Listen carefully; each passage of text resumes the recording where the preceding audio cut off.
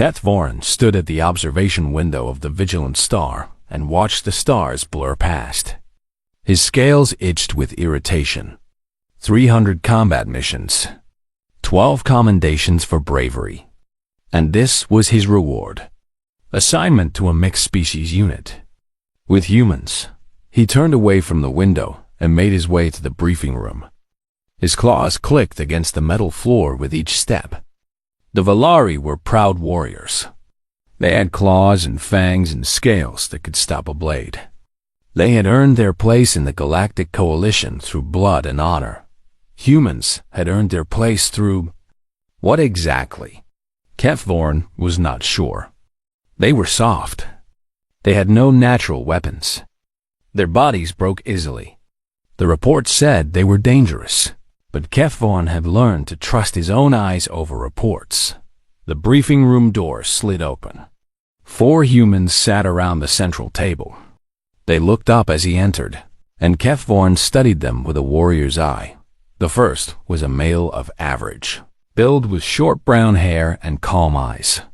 He wore lieutenant's bars on his collar. This would be Danny Cole, the squad leader. Nothing remarkable about him. Nothing threatening. Beside him sat a female with red hair pulled back tight. She was cleaning some kind of explosive device and humming softly. Sergeant Lisa Marsh, the file had said. Demolitions expert. The third was a large male with arms thicker than Keth Voren's legs. He sat perfectly still, watching Keth Voren with flat eyes. Corporal Tony Vance. Heavy weapons. The fourth was young, barely an adult by human standards. He fidgeted in his seat and tried to look confident. Private Kevin Grant, a fresh soldier on his first real deployment. You must be Keth Voren, Danny said. His voice was quiet, unremarkable. Welcome to the team. Grab a seat. Keth Voren remained standing. I was not given a choice in this assignment. Neither were we, Danny replied. He did not seem offended. Coalition wants species integration. We're the experiment. Sit down. Briefing starts in 5. Keth Voren sat. He noticed the scars on Danny's hands as the human spread mission files across the table. Old scars. Many of them. The kind that came from close combat, not accidents.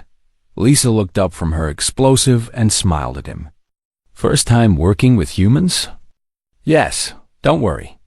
We don't bite. She paused. Well, Tony bit a guy once, but he deserved it. Tony said nothing. Kevin laughed nervously. Keth Voren did not understand the humor. He turned his attention to the mission files. The briefing was straightforward. A mining colony on the border of Krethna territory had sent a distress signal 3 hours ago. The Krethner were an insectoid species, aggressive and expansionist. They had been raiding border colonies for months. Intel suggests a small raiding force, Danny explained. Maybe 50 hostiles. Colony population is 200. Miners and their families. Families, Lisa repeated. Her smile faded. Families, Danny confirmed. Including children. Something shifted in the room. Keth Voren felt it but could not name it. The humans did not move or speak, but the air seemed heavier somehow. Rules of engagement? Tony asked. It was the first time he had spoken. His voice was deep and rough. Standard coalition protocol. Minimize civilian casualties. Capture enemy combatants if possible. If possible, Kevin repeated quietly. Danny looked at each of his soldiers in turn. Something passed between them. Some understanding that Keth Voren could not read. Gear up, Danny said. We drop in 30 minutes. The humans rose and left. Keth Voren followed them to the armory. He watched them prepare. It was strange. They moved with efficiency, checking weapons and armor with practiced hands. But they also talked, laughed. Lisa made a joke about Kevin's inability to talk to females. Kevin turned red and threw a glove at her. Tony smiled, just barely. They did not act like soldiers preparing for combat. They acted like friends preparing for a trip. Kethvorin checked his own weapon in silence. His plasma rifle was a fine piece of Valari engineering. It could burn through Krethener armor with ease. He had used it to kill many enemies. "Nice rifle," Kevin said, appearing at his side. "Valari make good weapons. You guys are supposed to be pretty tough, right?" "We are the finest warriors in the Coalition." Kevin nodded. "Cool. So you've got our backs?" Kethvorin looked down at the young human. Kevin barely reached his chest. His skin was soft and thin. His teeth were flat and useless. He would last perhaps 3 seconds against a Krethener soldier in close combat. "I will do my duty," Kethvorin said. "Good enough for me." Kevin grinned and returned to his own preparations. The ship shuddered as it dropped out of hyperspace. Warning lights flashed. The pilot's voice came over the speakers. "Colony is under active siege. Enemy ships in orbit. We're going in hot." Danny appeared beside Kethvorin. He was fully armored now, a rifle in his hands. His face was calm. "Too calm. Stick close to us down there," Danny said. "Watch our backs, and we'll watch yours. I do not need protection from humans." Danny smiled. It was a strange smile. It did not reach his eyes. "I'm not offering to protect you, Keth. I'm offering to keep you alive. There's a difference. You'll understand soon." The dropship bay doors opened. Below them, the colony burned. Kethvorin could see Krethener soldiers moving through the streets. He could see bodies. He could see fire and destruction and all the familiar sights of war. Lisa stepped up beside him. She was still smiling, but it was different now, sharper. "Looks like they started the party without us," she said. "This is not a party," Kethvorin replied. "This is war." "Same thing," Lisa said. "If you're doing it right." The dropship began its descent. Kethvorin gripped his rifle and prepared for combat. He had done this many times. He was not afraid, but as he looked at the humans around him, he felt something strange. They were not afraid either. They were eager. Their eyes were bright. Their movements were quick and sharp. They wanted this. Danny checked his weapon one final time and looked back at his squad. At his family. "Remember," he said quietly, "there are children down there." The humans nodded. Something changed in their faces. Something hardened. Kethvorin felt his scales prickle. It was instinct. The same instinct that warned prey when a predator was near. But that was ridiculous. These were humans. They were soft. They were weak. They were nothing to fear. The dropship touched down. The doors opened. The humans moved, and Kethvorin followed them into the fire. The first Krethener died before Kethvorin could raise his weapon. Danny moved like water. One moment, he was stepping off the dropship. The next moment, his knife was buried in the enemy's throat. No wasted motion. No hesitation. Just death, quick and silent. Kethvorin had trained for combat his entire life. He had studied 100 fighting styles. He had never seen anything move like that. "Contact left," Lisa called out. She did not sound worried. She sounded excited. Tony raised his heavy weapon and fired.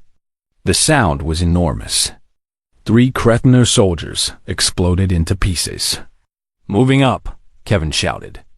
He ran forward, firing as he moved, and slid into cover behind a burning transport vehicle. Kethvorin forced himself to move. His training took over. He raised his rifle and found targets. The Krethener were everywhere, their black shells gleaming in the firelight. They were fast and deadly. Their claws could cut through armor. He fired. One enemy fell. He fired again. Another fell, but the humans were faster. Lisa threw something into a group of Krethener. The explosion sent bodies flying. She laughed and threw another. Tony walked through the street like he was taking a casual stroll.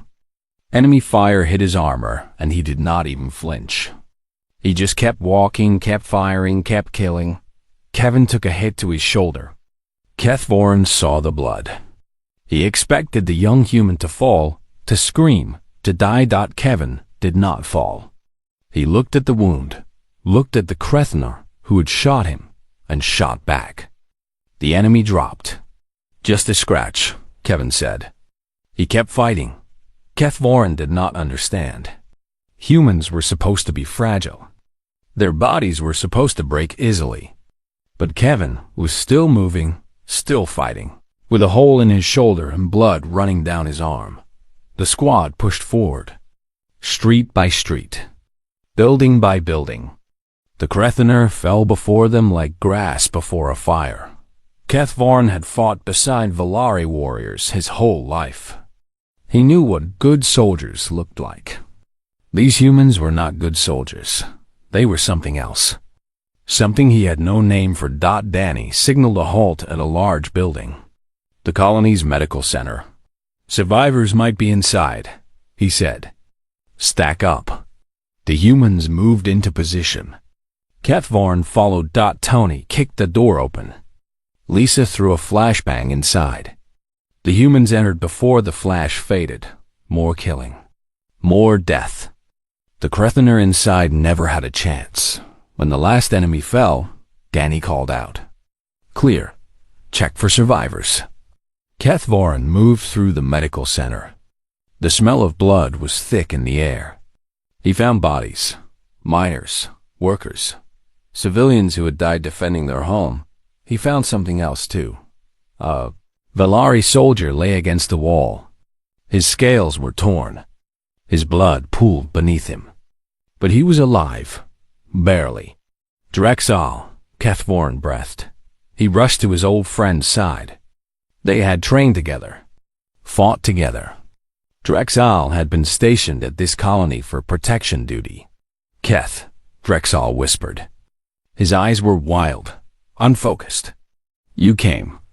You brought humans? Yes, we are here to help. Hold on. The medic will? No. Drexal grabbed his arm with surprising strength. Listen to me. The humans. You do not understand what they are. What do you mean? I saw them. A human cargo ship was here when the attack started. The crew fought. Keth, I watched a human female kill 12 Krethner with a metal pipe. 12. She was protecting children in the shelter. Where is she now? Dead.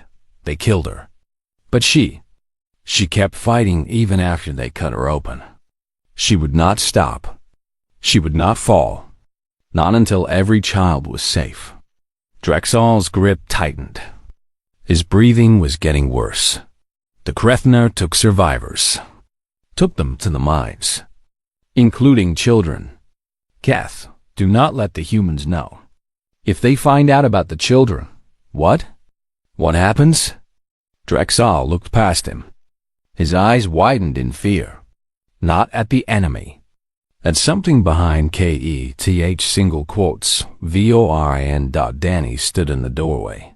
He had heard everything. Drexal died with that fear still in his eyes. Kethvorin rose slowly.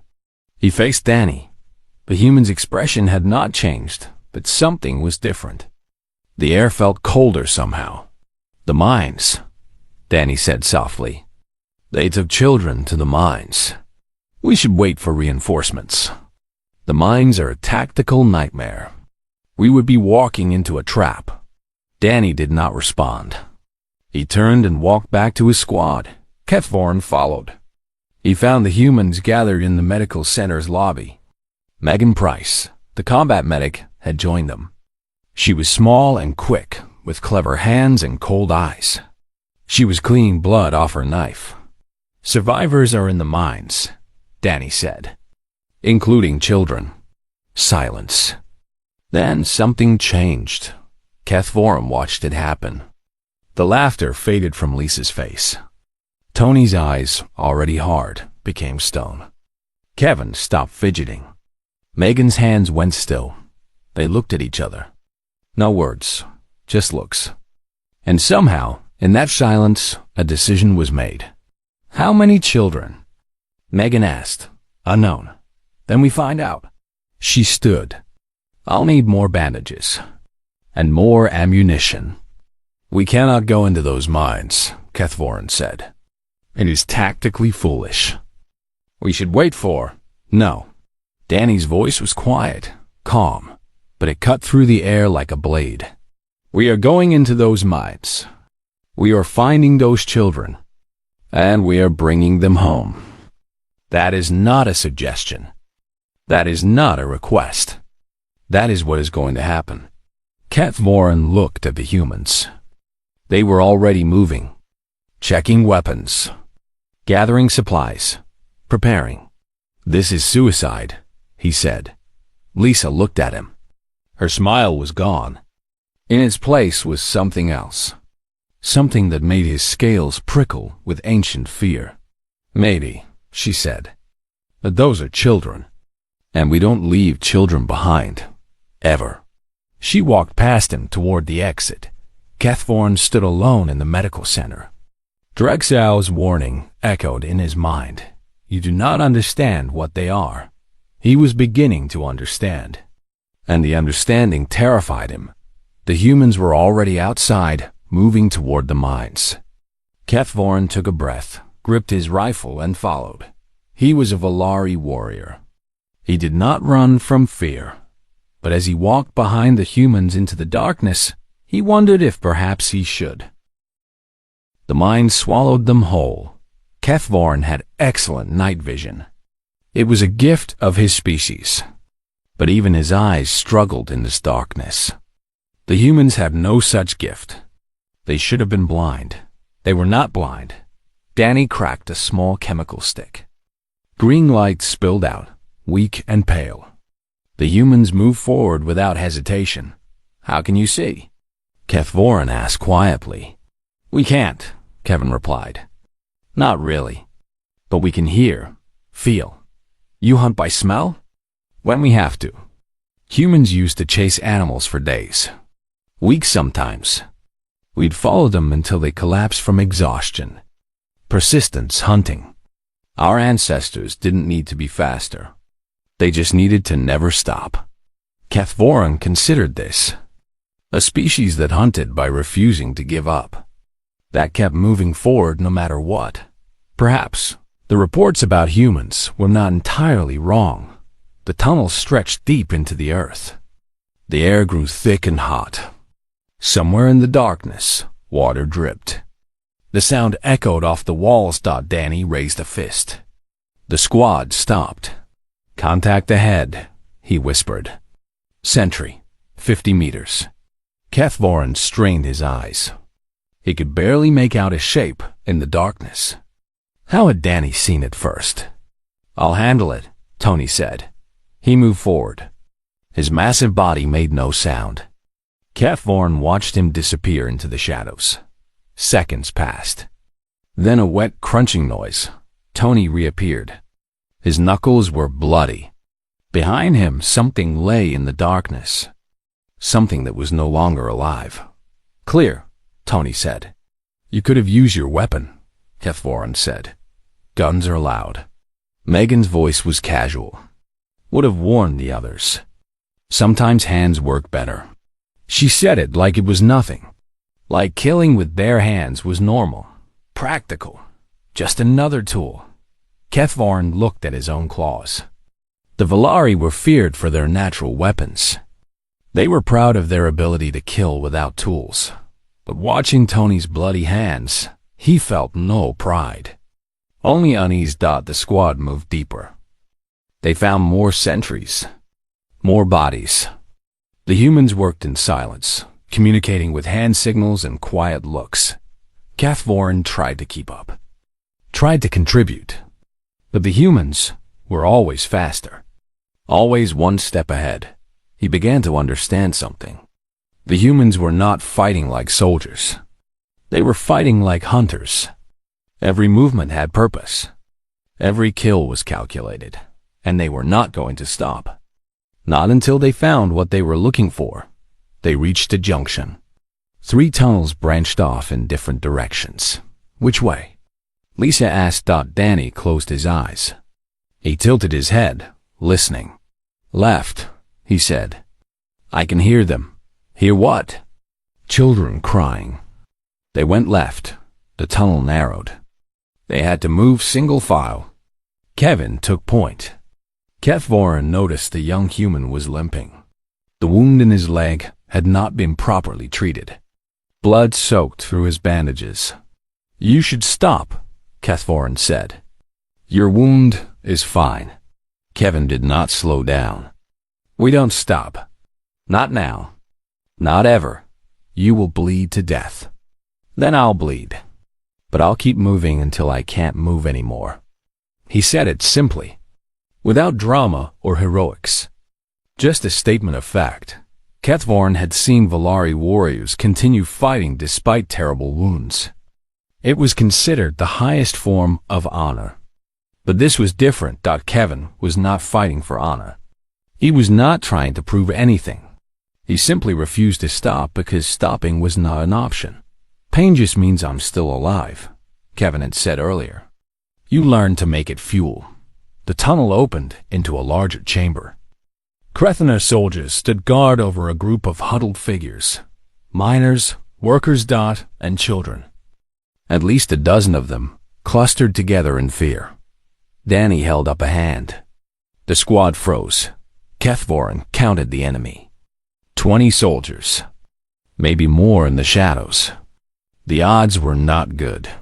Too many, he whispered. We need a plan. I have a plan, Danny said. What is it? Danny looked at him. In the dim green light, his eyes seemed to glow. Kill them all. Before Kethvoren could respond, Danny moved. The first Krethner died silently. Danny's knife opened its throat before it could make a sound. The second died just as fast. Then the shooting started. Lisa threw explosives. Tony opened fire. Kevin and Megan advanced together, weapons blazing. Kethvoren fought. His rifle spat plasma.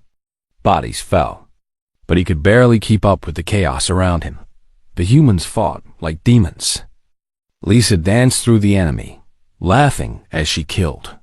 Tony took hit after hit and did not fall. Kevin, bleeding from multiple wounds, kept pushing forward, but it was Danny who held.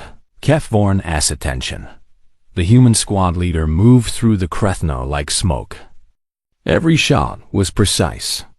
Every movement was perfect. He was not fighting. He was executing. A Krethner soldier grabbed a child. A hostage. A shield. Danny did not hesitate. His knife flew through the air and buried itself in the soldier's eye. The child fell free. Danny caught her before she hit the ground. You're safe, he whispered. I've got you. The child clung to him, sobbing. Danny handed her to Megan without breaking stride and drew another knife. More killing. More death. The chamber filled with blood and smoke and screams, and then it was over. Kethvoren stood among the bodies, breathing hard. His scales were splashed with blood. His heart pounded in his chest. The humans were already moving among the survivors, checking wounds, offering comfort. Their weapons were still warm, still bloody, but their voices were soft. Gentle. Kevin knelt beside a young boy. The child was crying. Kevin put his hand on the boy's shoulder. Hey, Kevin said quietly. You're okay now. The monsters are gone. We're going to take you home. The boy looked up at him. At this bleeding, wounded human who had just killed a dozen enemies. Promise? The boy asked. Kevin smiled. Promise. Kethvoren watched them. He did not understand. How could creatures capable of such violence also be capable of such tenderness? How can hands that killed with such efficiency also offer comfort with such care? He looked at Danny. The squad leader was speaking quietly with the adult survivors. His voice was calm, reassuring, like he had not just slaughtered 20 beings. In the space of minutes. Dr. is all. Words echoed in his mind. You do not understand what they are, Keth. Voron was beginning to understand, and the understanding terrified him more than any battle ever had. The survivors huddled in the chamber while the humans secured the area. 32 people, 18 adults, 14 children. They were frightened, wounded, but alive. Keth Voron helped Megan treat the injured. Her hands moved quickly, stitching wounds and applying bandages with practiced ease. She worked on a young girl whose arm had been broken. This will hurt for a second, Megan told the girl, but then it will feel better. Can you be brave for me? The girl nodded. Megan set the bone with a quick, precise movement. The girl cried out but did not scream. Good job, Megan said. She smiled warmly. You're very brave. The same hands that had killed a dozen Krethna now wrapped a bandage around the child's arm with perfect gentleness. Keth Voron turned away. He found Danny studying a map of the mine system. There is another group, Danny said without looking up. Deeper in. The Krethner commander has them in the processing center. Processing center? Where they prepare captives for transport. They sell prisoners, slaves. The word hung in the air, heavy, ugly. How many captives? Keth Voron asked. Unknown. But there were children in the main group who were asking about siblings. Brothers and sisters who were separated. Keth Voron understood. More children. Deeper in the mines. Held by the enemy commander. We cannot leave them, he said. Danny looked at him. For a moment, something like respect flickered in his eyes. No, Danny agreed. We cannot. The squad gathered. Lisa had used most of her explosives. Tony had taken 3 wounds, but refused treatment. Kevin could barely stand, but he refused to stay behind. The processing center is 2 levels down, Danny explained. Intel suggests heavy resistance. At least 40 soldiers plus the commander. We are 5, Keth Voron said. 6 with me. 6 is enough. Keth Voron almost laughed. Almost, but he looked at the humans and saw no humor in their faces. They believed it. They truly believed that 6 soldiers could defeat 40. Perhaps they were mad. Or perhaps they knew something he did not. They left Megan with the survivors. She was needed to protect them. She argued, but Danny overruled her. Keep them safe, he said. That's an order. You better come back, she replied. All of you. Danny touched her shoulder briefly. Then he turned and led the squad deeper into the mines. The descent was harder. The tunnels grew narrower. The darkness grew heavier. Keth Voron's night vision showed him shapes moving in the shadows. Krethna scouts. Danny found them before they could report. His knife was never still. They reached the processing center. It was a large cavern, lit by harsh industrial lights. Cages lined the walls. Inside the cages, prisoners waited. More children among them. The Krethner commander stood at the center. He was larger than his soldiers, his shell adorned with marks of rank. Around him, 40 soldiers waited with weapons ready. They had been expected. Coalition forces. The commander spoke in Galactic Standard. His voice was like rocks scraping together. You are surrounded, outnumbered. Lay down your weapons, and you will be processed with the others. Danny did not lower his weapon. Neither did the others. We are here for the prisoners, Danny said. Release them and we will let you leave. The commander made a sound that might have been laughter. You are 6. I have 40 warriors. You have no leverage. We have something better. What? Danny smiled. It was not a nice smile. Motivation. The commander clicked his mandibles. You threaten me? You soft, weak creatures dare to. You took children. Danny's voice was quiet, calm, but something in it made the commander stop. You put children in cages.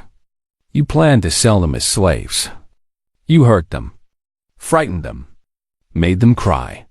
Danny took a step forward. The Krethener soldiers raised their weapons. Danny did not stop. There is nothing in this galaxy that will save you now. Not your soldiers. Not your armor.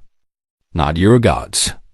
You touch children, and we are going to kill every single one of you. The commander hesitated. Just for a moment. Just long enough to doubt. Then Lisa threw her last explosive. The blast tore through the Krethener ranks. Bodies flew. Chaos erupted. The humans moved. Kathvorin had thought he understood human combat after the earlier battles. He had been wrong. What he saw now was something else entirely. Danny killed 6 soldiers in the first 10 seconds. His movements were brutal, efficient, without mercy. Tony waded into the enemy like a force of nature. Soldiers tried to bring him down. He kept moving, kept healing. Blood ran down his armor, and he did not care. Lisa fought with knives now. Her explosives were gone, but her fury was not. She danced between enemies, cutting and slashing. Kevin could barely stand. His wounds had reopened. Blood poured from his leg. He leaned against a pillar and kept shooting. Each shot found its mark. And Kathvorin fought beside them. His rifle sang. His claws tore. For the first time in his life, he felt like he was fighting alongside equals. No, not equals. He was fighting alongside something greater. The Krethener soldiers fell. One by one, dozen by dozen. They outnumbered the humans 7-1, but it did not matter.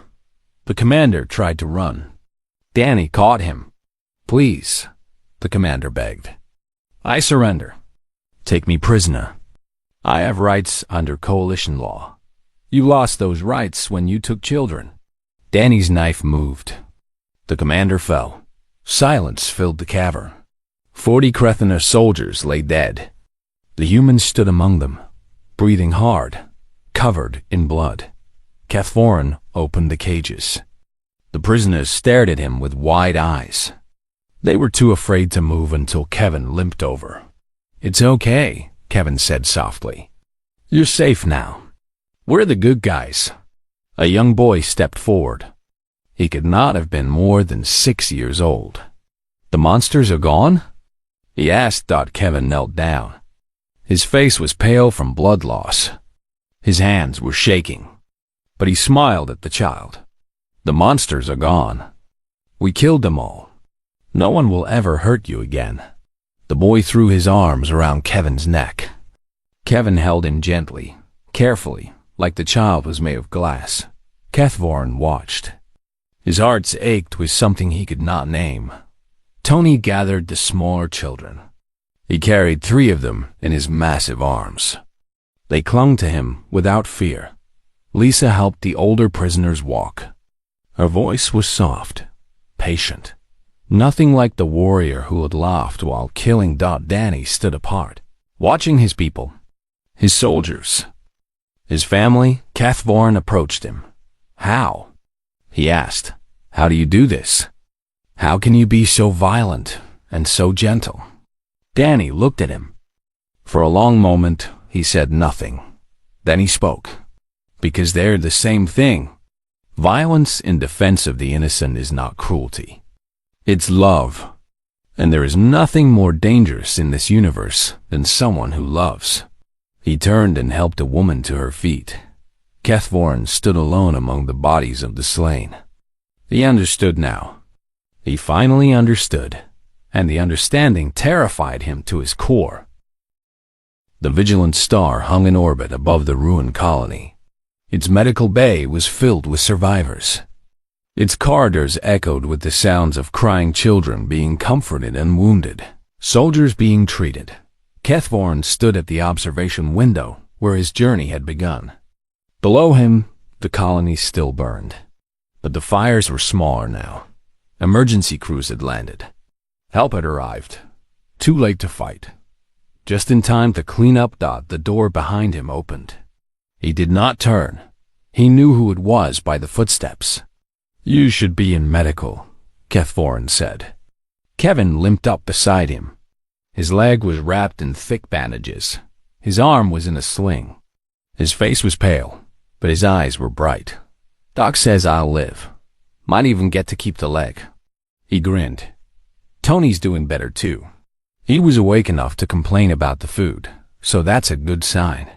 Kethvorin said nothing. He watched the stars. "You did good down there," Kevin said. "For a first-timer with humans, I mean. Most aliens freeze up when they see us fight. You kept your head." "I was terrified." "Yeah," Kevin nodded. "So were we." Kethvorin turned to look at him. "You? Afraid? Of course. We're always afraid. Fear is normal. Fear is healthy. Fear keeps you alert." Kevin leaned against the window frame. "The trick isn't to stop being afraid. The trick is to keep moving anyway." "But you fought like you had no fear at all." "We fought like we had something worth fighting for." Kevin looked down at the colony. Those kids, those families, they were depending on us. When you have something to protect, fear becomes fuel. It gives you strength. Kethvorin considered this. The Valari trained for years to master fear, to suppress it, to become cold and logical in battle. Humans did not suppress their fear. They used it. Perhaps that was why they were so terrifying. The door opened again. Danny stepped through. He had cleaned up since the battle. His armor was gone. He wore simple clothes now. Without the blood and the weapons, he looked almost ordinary. Almost. "Kevin, you're supposed to be resting." "I was just leaving." Kevin pushed himself off the wall and limped toward the door. He paused beside Kethvorin. "See you around, Keth. You're okay. For a lizard." He disappeared through the door, leaving Danny and Kethvorin alone. Silence stretched between them. Kethvorin searched for words. "I have questions," he finally said. "I know. Will you answer them?" Danny moved to stand beside him at the window. "I'll try." Kethvorin gathered his thoughts. He had been thinking about this since the mines, since he watched humans kill and comfort in the same breath. "What are you?" he asked. "I have fought beside many species. I have never seen anything like humans. You are not the strongest, not the fastest, not the most advanced, but you terrify me in a way I cannot explain." Danny was quiet for a long moment. "Do you know our history?" he asked. "Some of it. Your world is harsh. High gravity, predators, disease. You call it a death world. It is, but that's not what makes us what we are." Danny turned to face him. "What makes us dangerous is not where we come from. It's what we've done to ourselves. I do not understand. Humans have been killing each other since the beginning. We invented war before we invented writing. We've committed atrocities against our own kind that would make the Krethener look like children playing games." Kethvorin felt a chill run down his spine. "We are monsters," Danny said quietly. "We know it. We've seen what we can become. We've stared into the darkness of our own souls, and we've seen horrors that no alien species could imagine." He paused. When he spoke again, his voice was softer. "But we've also seen something else. We've seen humans walk into fire to save strangers. We've seen soldiers throw themselves on explosives to protect friends. We've seen parents die for children, lovers, die for each other, and ordinary people become heroes in moments of crisis." "That is what I do not understand," Kethvorin said. "How can you be both? How can you contain such violence and such love in the same heart? Because they're not different things." "Not for us." Danny looked out at the stars. "Love and violence come from the same place. They're both expressions of the same thing, our refusal to accept what is when what is hurts the people we care about." He turned back to Kethvorin. "When those Krethener took those children, they woke something in us, something old, something that exists in every human, buried deep. We call it many things: protective instinct, righteous fury, love, and there is no limit to it? None. There is nothing we won't do for those we've chosen to protect. No distance we won't travel. No enemy we won't face. No sacrifice we won't make. Danny smiled sadly. That's the terror of humanity, Keth, not our violence. Our love, because a human who loves will tear the universe apart to keep that love safe. Keth Vaughan absorbed this. He thought about Kevin, bleeding from a dozen wounds, holding a frightened child. About Tony, silent and deadly, carrying children in arms that had crushed enemy soldiers. About Lisa, laughing in battle, gentle in peace. About Danny, who killed without hesitation and comforted without reservation. The galaxy fears you, Keth Vaughan said. The galaxy is right to fear us. We fear ourselves sometimes. Danny shrugged. But we're also the ones who will answer when someone calls for help. We're the ones who will stand between innocence and danger. We're the monsters who protect other monsters from worse monsters. He offered his hand to Keth Vaughan, a human gesture of friendship. We're humans, and that's both the best and the worst thing we can be. Keth Vaughan looked at the hand. This hand that had killed so many. This hand that had held a crying child with infinite gentleness. He took it. I was wrong about your species, he said. I thought you were weak because you were soft, but you are not soft. You are simply flexible.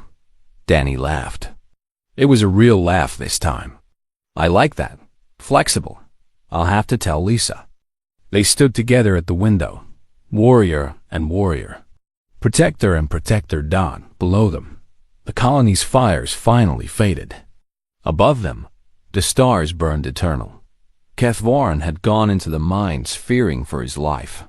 He had emerged fearing something else entirely. He had seen the truth of humanity. The capacity for limitless violence born from limitless love. The willingness to become monsters to protect the innocent. The terrible, beautiful duality that made humans the most dangerous species in the galaxy. And somehow, knowing this truth, he was not afraid, because now he understood. Humans were not the enemy. They were the wall between darkness and light. The last defense for those who could not defend themselves. They were terrifying. They were wonderful. They were human. And Keth Vaughan was honored to have fought beside them. The vigilant star turned toward home.